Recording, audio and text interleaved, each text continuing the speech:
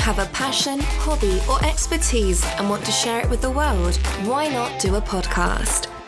The Pod Station offers a wide range of packages to make this a reality, ranging from training and support for those who have no idea where to begin, to podcasters who just need somewhere to host their show. With prices starting at a mere £15 per month, you can now get involved in one of the fastest growing entertainment forms in the world without all the headaches. To find out more, visit thepodstation.co.uk/station-packages. And remember, those with passion, podcast.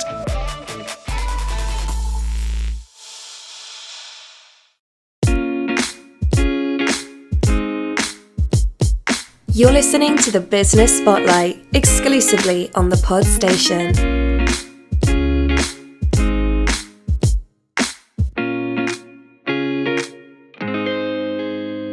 Welcome everyone to another episode of the Business Spotlight. In fact, actually it's a special version of the Business Spotlight because we're doing a crossover, which is very exciting for me as a comic book nerd because it feels like a Marvel comic book crossover. And yes, the guest, for reasons which will become apparent very shortly, has just rolled her eyes at me. Because the Barn, who we will be featuring today, also has a podcast. So we're doing a crossover. So this episode will be available on both feeds. So if you don't follow the Business Spotlight, but you do the Barn, hi, and vice versa. Without further ado, let's just briefly explain what the Business Spotlight is. We set up the Pod Station, Mark and I, a couple of years ago, and obviously in the last 12 months, a lot of businesses have been hit by the world pandemic. We came up with the idea that it'd be great to feature all sorts of businesses, and so they could exhibit their expertise, they could talk about their experiences in business, what they've learnt, perhaps even give some tips about what they've within their area of expertise, which may hopefully be of benefit to you, the listener. If you would like to be on the show, then feel free to email the Business Spotlight at thepodstation.co.uk, or you can direct messages on social media. If you go to the Pod Station, we're on Facebook, Instagram, Twitter and LinkedIn. Then you can just drop us a line. We'll send you out an application form and we take it from there. So it's nice and easy. Presumably if you've listened to this show, then you've already found us, but just in case you're listening to it from a slightly inconvenient or unusual place, then you can actually find this show on all of the major podcast platforms. You can find it on YouTube, and you can also listen to it on the podstation.co.uk website. So that's all the jibber jabber done. I'm now going to introduce the guest for today. Now, she's my other half, hence the eye rolling, because she knows exactly what I'm like. So there may be more eye rolling as I try and conduct myself with some witty bants. Only for her to not find it funny in any way, shape or form, which is probably how our guests normally feel. They're just too polite to show in an outward way.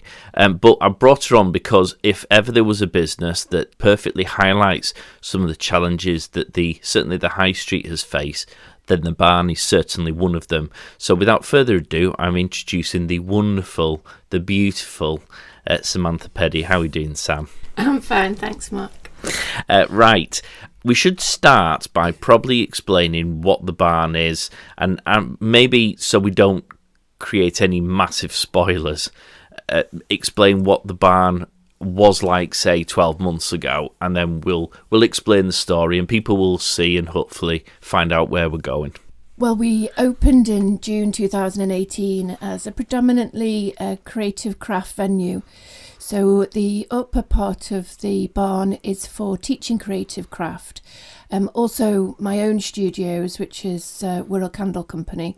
So I take up a portion of it, but the rest of it, about 2/3, is for other tutors to come in and teach a variety of crafts from ceramics and weaving, right through to jewellery making and sewing.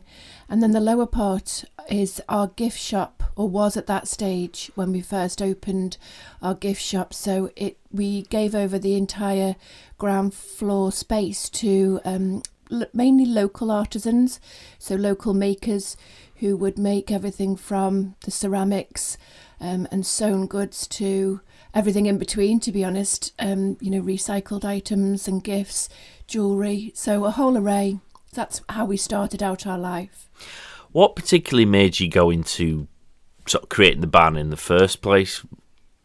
Well, from a life of law of nearly 30 years, and elements of that I would say were not right up my street, didn't suit my personality. So I'm more of a creative person and I love craft. So if I can have a go at any sort of craft, then yeah, that's me happy. So from going from that, I went into a magazine industry where we were supporting local independent makers primarily, and my main focus for that was being aware that small makers don't have a marketing budget, so it's difficult for them to get the word out and about what an amazing product they have. So as a collective, they've got greater power. So we did features on things like the farmers market. So we were featuring all of the deli goods that could be bought, right down to other local artisan good makers. So yeah, as collectives, we could feature them in the magazine. Obviously, the expense to them was a lot less. And I loved meeting those people and felt like I was in my arena. I was with the people I was supposed to. I was with the tribe that I was meant to hang out with. And from that, really, the barn was born. I wanted to stay in a creative arena, hang out with these amazingly creative people, and make far less money than I did in law.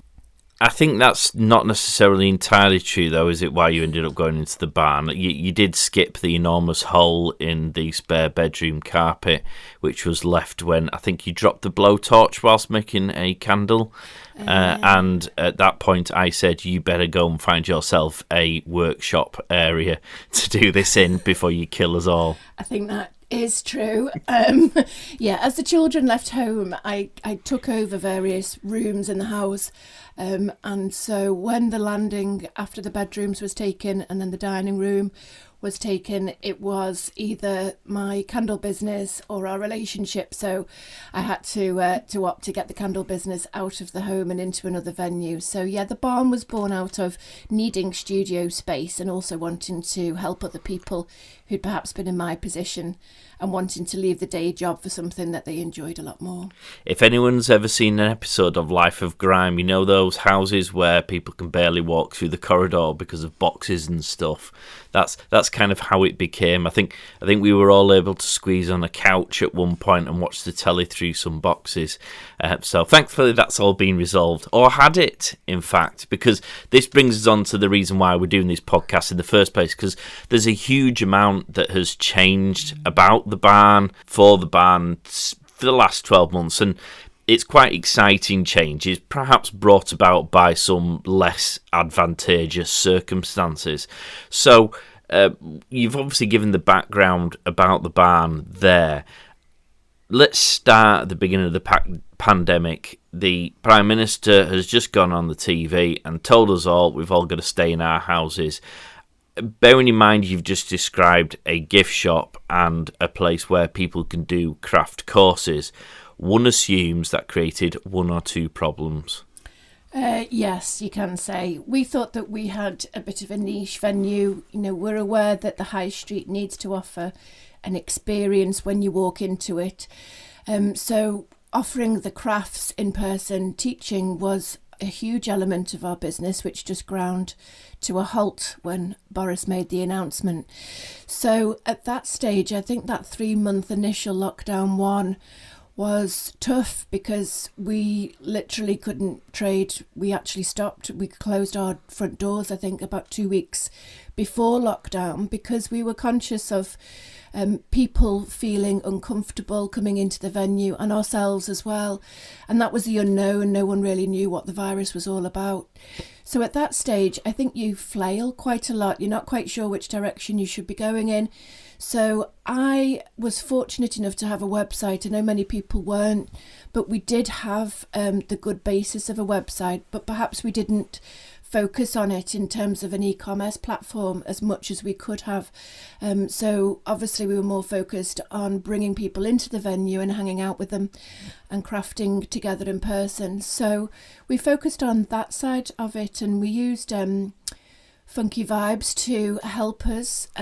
Shameless plug, thank you, love. Yeah, it's a pleasure. To expand the e-commerce website. So it was the gift element for the artisans who sell under our umbrella.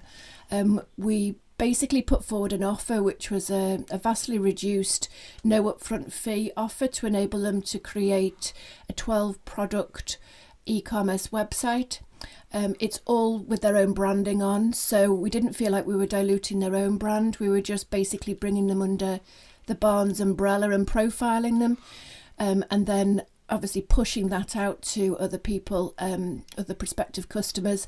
So we just had to find a different way of reaching our customer base than we had been used to before. In this particular instance, you were almost forced into doing it because there was no other way of trading. Do you find that now lockdown measures are starting to ease, it still forms quite an important part of your business? Because the barn, or rather the main ethos of the barn, is obviously to bring people to the venue because it's very much about the experience you get there. But by the same token, having this now much more developed e-commerce site gives people who perhaps can't get to the barn for whatever reason, it might be geographical, it might be physical, the opportunity to still get involved in it, I guess. And also those people who do go to the barn but perhaps don't have the 20 minutes it might take to pop in to buy. So a perfect example, feels like a shameless plug again, but your candle products, so World Candle Company, if someone loves your candles but they need more candles, they don't now have to physically go to the barn every time they need new ones. They can actually go to the barn, place the order through the website, and they've saved themselves a job, albeit that they will still come to the barn anyway. Yeah, absolutely. We've reached a far wider audience. I mean, that's not only having a great website, which is often commented upon about how easy it is to navigate and how they like being able to find specific makers. But there's other groups, Facebook groups that we've been sharing to. Our own artisans share our website and their own pages and links, and they obviously haven't been able to afford to invest themselves quite often in their own websites. So it reaches this market which we never thought we would otherwise have reached. We've had customers from France, Australia, Canada. So yeah, we've really have cross borders, and I think there's definitely been an element during the various lockdown stages where the fear factor is kicked in and people are less loath just to go for a wander. They want to, maybe they've been shielding or isolating, but for whatever reason, they don't want to just meander along the high street in the same way that they used to. So it's been a godsend having the website. We also used a bicycle courier. So as a bit of an eco warrior personally, and wanting to carry through that theme and my own values into the shop, we wanted to reduce the carbon footprint. So we use a bicycle courier, particularly over Christmas. So we laid down this guy, Joel, from Wayfarer Cycles, and he would travel from sort of slightly outside of Wirral to Bromborough and Chester, Liverpool. So this guy was really getting some bicycle mileage in. So it's perfect for our footfall and to reach our customer base. Presumably you didn't send Joel when the orders were in France and Australia on his bike. No, he did have a cut-off point. He had a wide demographic, but not that far. So yeah, we were basically working around the clock, because during lockdown 3, I think we had a 3-week window before we went into lockdown 3. So that was during the Christmas period. So that was pretty much round the clock. We obviously relied on the Great Royal Mail, so we could still reach our customer base. But what I particularly like about us as a venue is the fact we can personalise. So every order, either ourselves or our artisans make contact with the customer.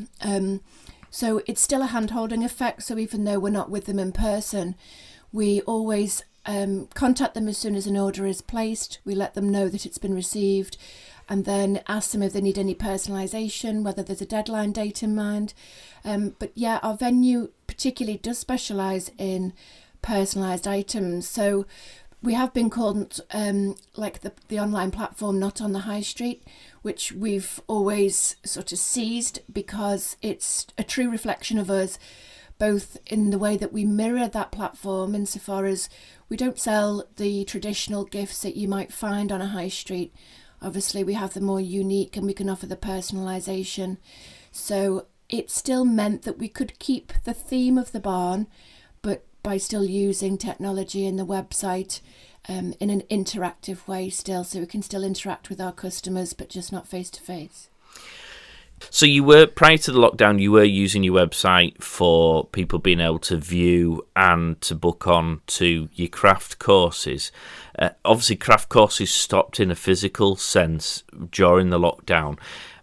I know from having worked with you to try and do it, the idea, or you certainly looked at trying to do the online courses, it never quite took off. Is that something that you have made a conscious decision just didn't quite fit within your wheelhouse as the barn?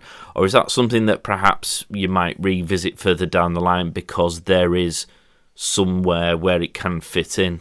I think there's definitely a market. I mean, I was really impressed with many makers who adopted that avenue.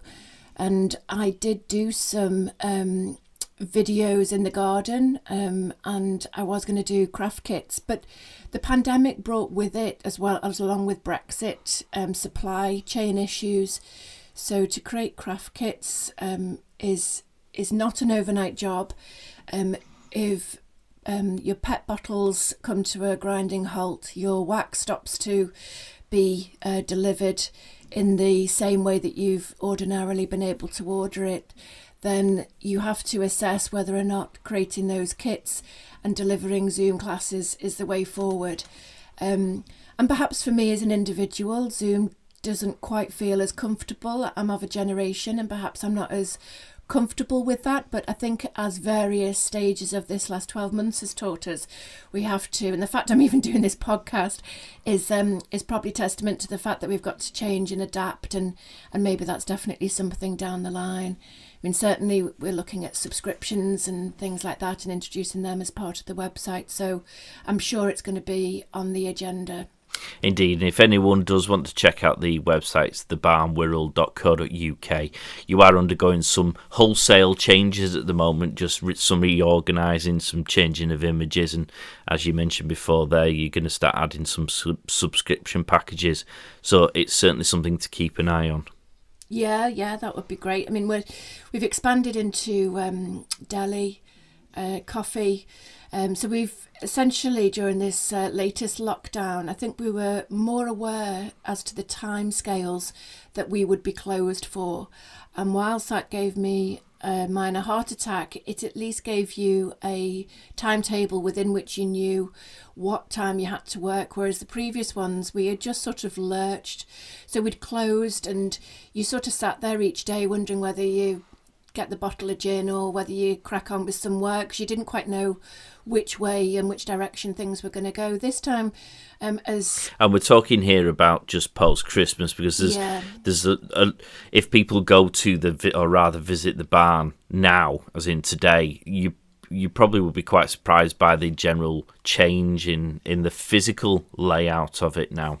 Yeah, well, when we knew that we had that 3-4 months really ahead of us, then it was almost a godsend insofar as we knew that we could then make the changes that we'd actually been talking about for about 12 months. So you have to find a positive and a negative, and it was a dire situation, but nevertheless, we have now got what we have always discussed having probably for 12-18 months, which is an eco coffee shop. We're not trying to compete with everyone on the high street. We're not trying to be a Costa Coffee. What we are trying to do... Costa Coffee, if you'd like to sponsor us, the business spotlight at thepodstation.co.uk. Other coffee shops Yeah. are out there. But we're bringing it in partly because we knew that the upstairs crafting space needed to be cleansed of free tea and coffee area, essentially, to make way for more workstations, so we could still teach, hopefully, in the same group numbers that we wanted to before, but obviously we needed more table space. So we've introduced the coffee shop, and its theme, as I say, is eco. I mean, I call it Coffee Co because it's got eco in the name. It's still under the Barnes umbrella, but it's got a sustainability theme running through its core. So our coffee cups are made from recycled coffee grounds. So that's a company called Cafe Form who basically are a Berlin-based company, and they collect the used coffee grounds from coffee shops and various outlets by bicycle courier again, and then they reform it into usable coffee cups. So this is part of what's referred to as the circular economy. You drink your coffee, and obviously the grounds that have been used are then reformed back into a usable item to enable you to then drink your coffee again. So that company is someone I've been working with, and they've been great. We sell those cups as well as use them in the coffee shop. Other elements to our coffee shop will be, we've got a log burner.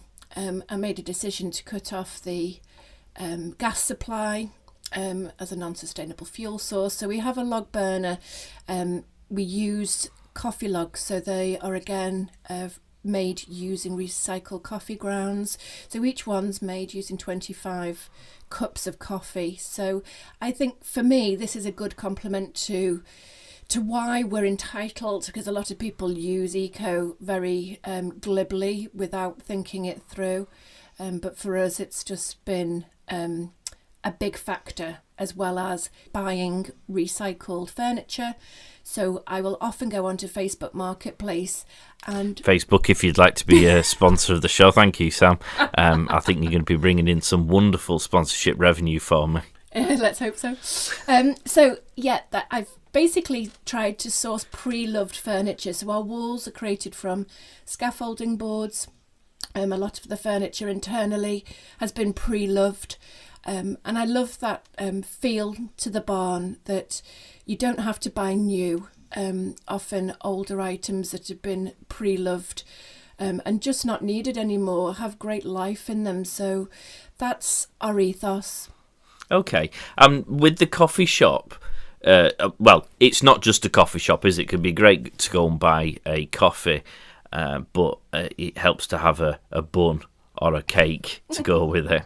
Yeah, we only source our bakes locally, so we've got a couple of sisters in West Kirby, Cookies by Cal and Jen, who are a great stockist of our cakes. So we do everything from loaded buns to donuts, trying to keep it seasonal. And we're thrilled to be able to support local makers with our sweet pudding offering. So we've got Vicarage Bakes, who are an award-winning brownie maker. So she will be providing our brownies. We've got vegan and other options, but they've won Great Taste Awards for several of their products. So we're thrilled to be introducing that. And with us enjoying Italy, and particularly affogato, we are going to be introducing that to our menu. So the ice cream that we'll be supplying is from an artisan UK-based maker, Hackney Gelato. So we're going to couple a Great Taste award-winning ice cream with a Great Taste award-winning brownie. So that's going to be going on the menu. And obviously then you can have our espresso topped off onto it if you want. So you can have it loaded or unloaded with brownie or without. So as well as that, we bring in about twice a week bakes. So you should have at least 4 varieties of different cakes and pudding options, and that's from two sisters who again were formed during lockdown, Cal and Jen from Cookies by Cal and Jen. And supporting local makers, again, is a huge part of our ethos, whether it be gifts or bakes. And on Friday, I'll just get another plug in. We do Fresh Bake Friday. So we have lots of artisan bread brought in, like French sticks and olive bread, sourdough, focaccia. Pastries. Yeah, so basically we're trying to offer you as much variety as possible and give you a reason to walk through our door. So we're not just a gift shop, our expanding deli section as well.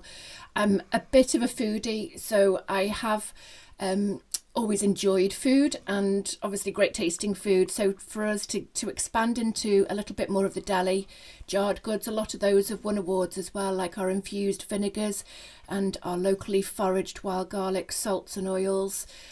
So yeah, we're building on that. So we've got everything from cooking sauces and coffee to herbal tea infusions. I should apologise, by the way, if you can hear in the background a snoring. We felt that's our dogs. In particular, I think it's Buster who's firing the pipes. We thought it'd be very, very unlike the barn to kick the dogs out as a dog-friendly venue. So we've left him in the background, and he was quiet, but occasionally does snore. So if you do hear that, apologies. It's very unprofessional of us, but blame it on the pooch. So we've got the coffee shop, we've got the bakery, and the buns and stuff. In order to create the seating, because there's obviously indoor and outdoor, well, I'll say obviously people who aren't aware of this won't be aware that you've made a indoor and an outdoor seating area at the front of the shop, and there are plans to introduce it at the back. But with that being the case, what's happened to the gift shop? Well, we were conscious that by creating this coffee area inside, we didn't want to lose display space for the artisans. So it was important to us to retain that theme, and that's what we ultimately started life out as. So it would just be awful for us to not be able to have as many artisans displayed and have their giftwares on show. So we've effectively put the gift shop in the main part of the shop and had more display cabinets. Hot Stuff Stoves and Hoylake kindly, Kate from there, who I stock with Cantors, has kindly donated dresses as she's needed to offload them. So again, they're pre-loved dresses. We've shabby chiced painted them and put new handles on, and so yeah, they've come into the gift shop again, more pre-loved furniture. But the front part of the shop where our counter was is now our seating space for the coffee shop. That's where the log burner is. So for me, it made sense that the ambience we want to create is somewhere that you would feel comfortable to sit. I've often been in coffee shops, and no disrespect, I know everyone's trying their best to get as many seats as possible and many bums on seats to pay the bills. But for me, it was more about perhaps less bums on seats and more comfort. So we've got a window seat there, we've got a high bar stool table, the two alcoves have got some bar stool areas, and we've got the centre table. Our table I really love because it's made from recycled boat parts. So yeah, that's really what we're about. It's more about comfort, enjoying your really lovely tasting coffee with a locally baked sweet treat in nice comfy cozy surroundings, perhaps with a log burner going. So yeah. And the gift shop's still intact? Fully intact, fully stocked. The only other change we've really made, I suppose, is that the people who sell in the gift shop are now selling online. So we welcome newbies. By all means, there is an application process. You can use the contact form on the Barnes website if you are interested in becoming a stockist with us. And the only caveat to that is that we want you to take up an online sales page. And again, there's no fee for that. It's the same commission in the shop as it would be for the online page. So the back end setup fee is effectively paid for out of sales, and we've kept that reduced £50 setup fee the same as it was 12 months ago when lockdown first hit. So we've tried to make it accessible for everybody, and we guide you through the process if you were interested in becoming a stockist with us.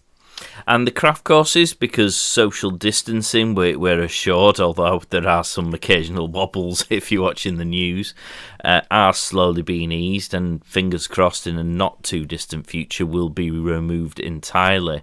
So are they up and running again? Are they going to be up and running? Are they going to be in the same form as they were originally? Yeah, well, I've had, and I'm really encouraged by the inquiries, people asking when we can relist. I mean, we had the awful situation where both in lockdown 1 and 2, we had lots of bookings, and obviously part of my job is to get those people as a priority rebooked back in again to their workshops that they were obviously keen to enjoy. The workshop calendar, all the tutors who were with us last year have remained, and so that calendar is going to be going live, I would say, come the end of June. The full calendar will be back in place again.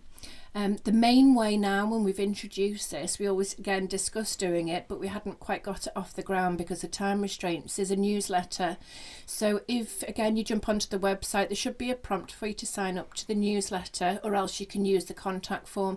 But if you want to receive prior notification of workshops and what we've got going on, then you can sign up for that. Otherwise, jump onto the website, and under the craft section you'll see our craft calendar. On social media I push out as well. Myself and the team push out the workshop events as they are listed, so it's worthwhile following the Barnes Facebook page, as well as if you're interested in craft courses, jumping onto either the contact form or newsletter to get the notification. And with and at the time of doing this, we are just a couple of days post the latest rule easing, so people are now able to sit indoors, whether it be cafes, pubs, they can start going to gyms again, cinemas, that sort of thing. It's not quite yet the same. You still have to do social distancing. You still need to carry around with you a mask just in case. How is the high street, I suppose, in Heswell, and whether you're getting any feedback from other people in other areas, certainly on the Wirral, as to whether things are on the up, or is it still quiet? Are you expecting things to pick up at a greater pace if they are still a bit slow when more rules are eased? I think there's a general lack of confidence on the high street. It's took a battering, and so it's been slow to return to even, a percent of its normality that it was pre-COVID. So yeah, we're here to try and comfort you insofar as we keep the front door open. We are COVID-friendly venue. There's hand sanitizers everywhere. And another initiative we've just launched is to offer Heswell-based businesses a delivery service on a Saturday. So if they want a coffee and a cake, normally that deal is £5, but we're offering to local business that arrangement for £4.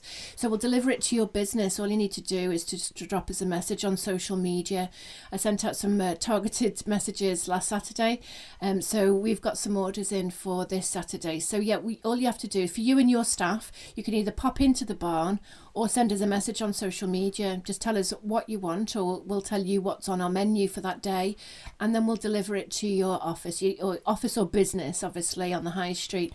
So if it's within a walk of us, then you will be able to take part in that offer.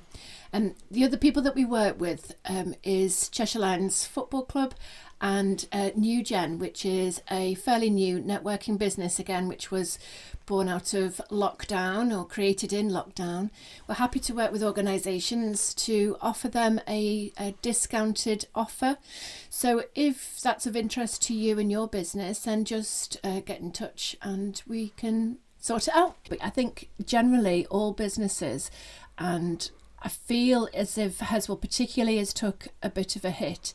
It's always been a busy, bustling town, but in terms of gift shops and perhaps places that you want to target for a visit, it's had a bit of a bad time. There's been quite a few of the larger chains, I think, that have closed down, and I mean, we don't want to go political by any stretch, but I think the cost of using those empty units has been just too great for smaller independents to then go in and fill the void, and so you've just got quite a lot of empty spaces. Yeah, I mean, it's sad to see, and I think by working together with local business, if we're referring footfall to each other, if you go into one shop and they highlight the fact that there is a gift shop round the corner, we're not on the high street, we're not immediately visible as you drive through Heswell, so we do rely on word of mouth recommendations to get people through the door, and obviously with a limited marketing budget we just try our best to get the word out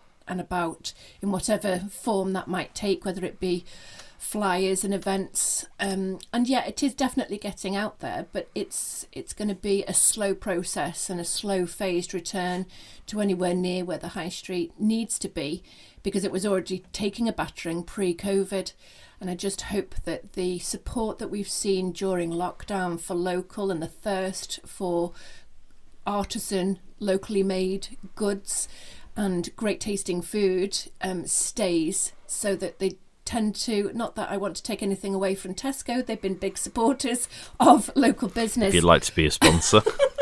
They have been great for us, and they do help local business, but it also does detract from what we have to offer as an artisan independent. So yeah, try and come to us and then go and do your big shop, see what we've got to offer, and then go elsewhere. Brilliant. Well, I suppose that brings us nicely to the end of the show. Do you want to tell people again how they can get in touch with you? So the website is thebarnwhirl.co.uk. And are you on social media? Yes, our social media handles are at The Barn Whirl on Instagram and Facebook. And if you want to send an email, inquiries@thebarnwhirl.co.uk. Splendid. Okay, if you want to check out the courses, you can do it on the website. If you want to buy some stuff, go in, have coffee, baked goods, danishes. I can verify from my expanding waistline that they are very yummy, so go and check them out. Samantha, that's been very unpainful. Is that a word? Yes, I think it is a word. I'll let you have it. Okay. Well, thank you very much and well done. Thank you. As I said at the outset, if you would like your business to be featured on the Business Spotlight, then simply get in touch through the Business Spotlight at thepodstation.co.uk. Go to the website, thepodstation.co.uk, and use the contact form if that's your preference. Or alternatively, check us out on social media, the Podstation, which is on Facebook, Instagram, Twitter, and LinkedIn. If you've enjoyed the show, please give us a review. It's great to get some positive feedback, or I suppose if you haven't enjoyed it, some constructive criticism never goes amiss, but also by getting those reviews it does expose this show to a wider audience, and on the basis that we're trying to give businesses as much exposure as possible, that will be massively appreciated. So thank you very much for listening. Samantha, thank you very much for being a guest, and we will catch you all next time, guys. Thank you.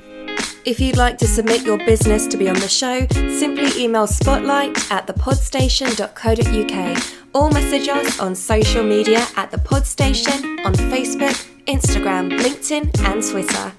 Check out all our shows exclusively on thepodstation.co.uk.